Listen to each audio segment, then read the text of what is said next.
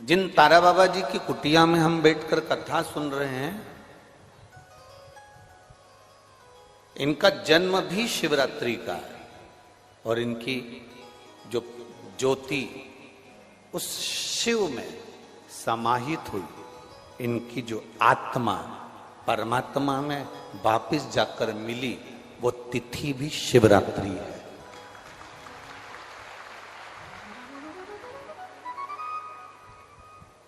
वो तिथि भी शिवरात्रि। इसलिए माघ की शिवरात्रि और फाल्गुन की शिवरात्रि, ये दोनों शिवरात्रि तारा बाबा की कुटिया में एक भव्यता के रूप में मनाई जाती है। भव्य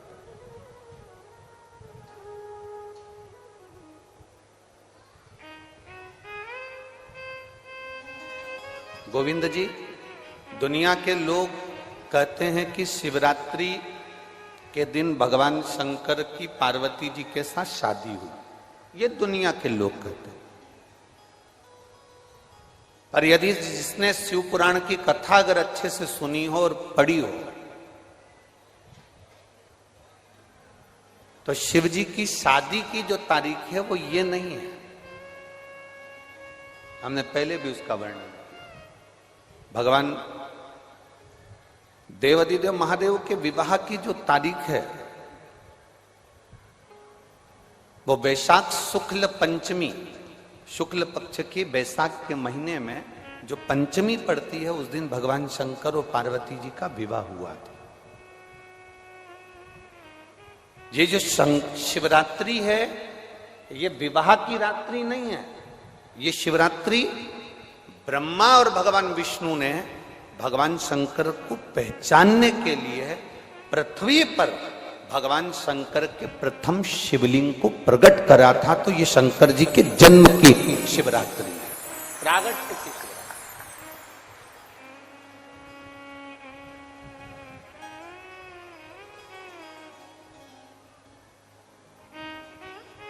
ये शिव जी के प्रागट्य की शिवरात्रि है। जैसे तारा बाबा जी का जो जन्म है वो शिवरात्रि का मान्य है। ये शिवरात्रि जो आएगी, माघ की शिवरात्रि, जो मूल शिवरात्रि होती है, जिस दिन शिवरात्रि के दिन भगवान ब्रह्मदेव और भगवान नारायण ने भगवान शंकर को एक पर्वत को घुमाकर उनके लिंग की आकृति, उनका स्वरूप प्रकट किया। उनका स्वरूप प्रकट किया, उनका जन्म। आपसे कोई पूछे कि शंकर जी का जन्म कब हुआ, तो आप बिल्कुल बेझिझक कह सकते हो शिवरात्रि के दिन, हैप्पी बर्थडे ने टू यू। उसमें तुम्हें सोचना नहीं है। भ्रम फैलाने वाले बहुत भ्रम फैलाते हैं। आपसे कोई पूछे तारा बाबा जी का जन्म कब हुआ, तो आप कह सकते हो शिवरात्रि के दिन हुआ। और आज इस व्यासपीठ से एक बात और कहना चाहेंगे, जिसको अपने जन्म की तारीख ना मालूम हो, जिसको अपने जन्मदिन ना मालूम हो, वो आप नियम बना लो कि आपका जन्मदिन भी शिवरात्रि के दिन ही हुआ है, पक्का। जब परब्रह्म परमेश्वर स्वयं देवाधिदेव महादेव शिवरात्रि के दिन प्रकट हो जाता है, उसका शिवलिंग, उसकी आकृति प्रकट हो जाती है। और ब्रह्मा जी ऊपर जाकर मालूम करते हैं, आकाश में बढ़ते जाते हैं, जाते जाते हैं, तो भी उनको शंकर भगवान के शिवलिंग का छोर नहीं मिलता। भगवान नारायण नीचे की ओर बढ़ते चले जाते हैं, पाताल की ओर, और उनके चरण नहीं मिलते। तब हार जाते हैं कि शंकर को पहचानना कठिन है।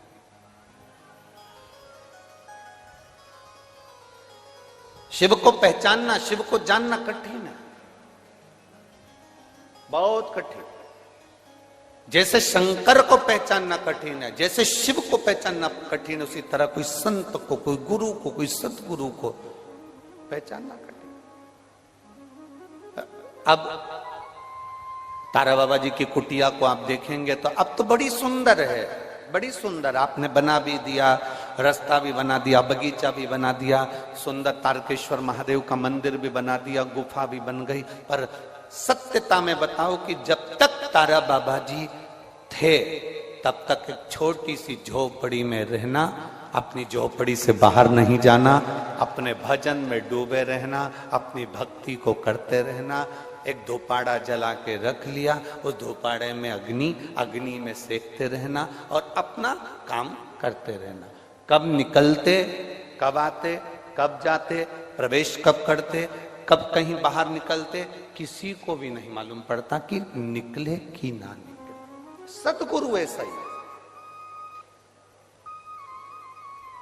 संत, असली संत की पहचान ये होती है, असली सतगुरु जो होता है, असली सतगुरु।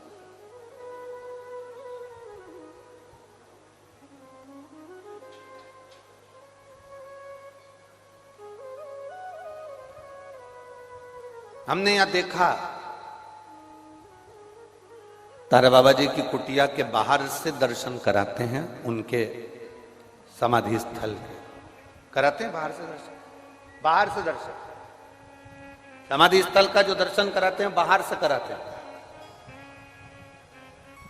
कल रात्रि को सावन पंडित जी कह रहे थे, गुरुजी अपन इतनी सारी जगह गए, कई समाधियों पे अपन ने दर्शन करे, वहां तो बिल्कुल अंदर तक सभी को दर्शन कराते हैं, यहाँ बाहर से दर्शन कराते हैं। हमने कहा इसी को समझ कहते हैं।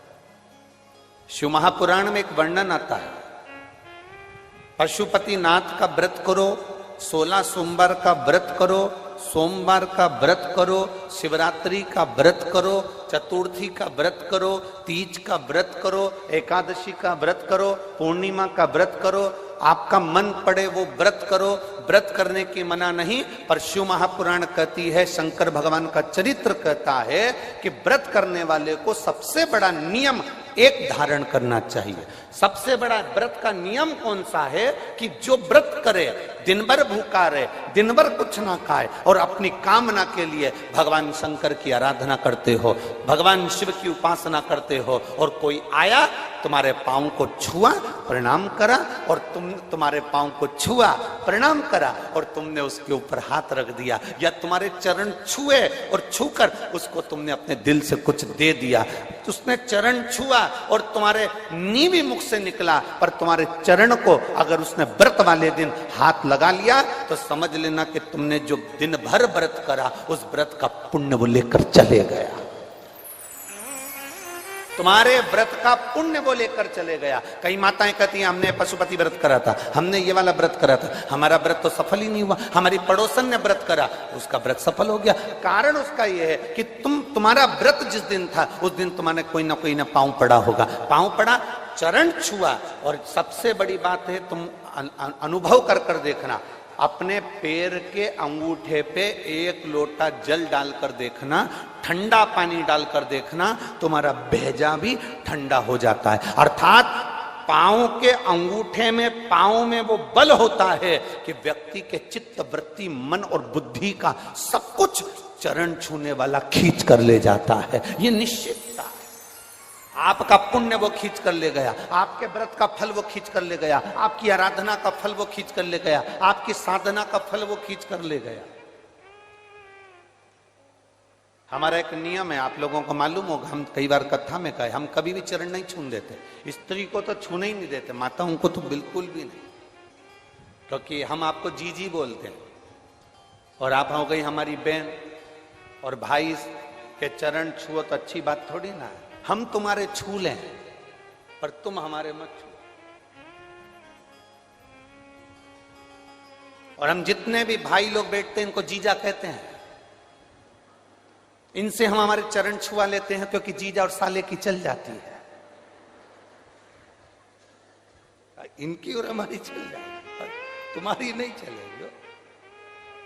चरण की बड़ी मात है। व्रत करने वाली माता चाहे उपास कर रही हो, साधना कर रही हो, नियम धारण करी हुई है, जिस दिन तुम्हारा व्रत है, एकादशी का व्रत है, उस दिन अपने पांव को हाथ मत लगाने दो। जिस दिन तुम्हारा पशुपति व्रत है उस दिन तुम्हारे चरण को कोई को छूने मत दो।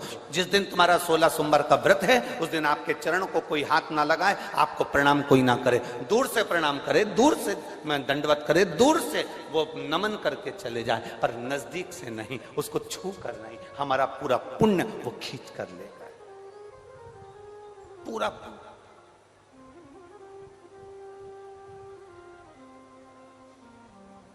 भगवान नारायण के चरण दिखते हैं, बोलो दिखते हैं कि नहीं दिखते?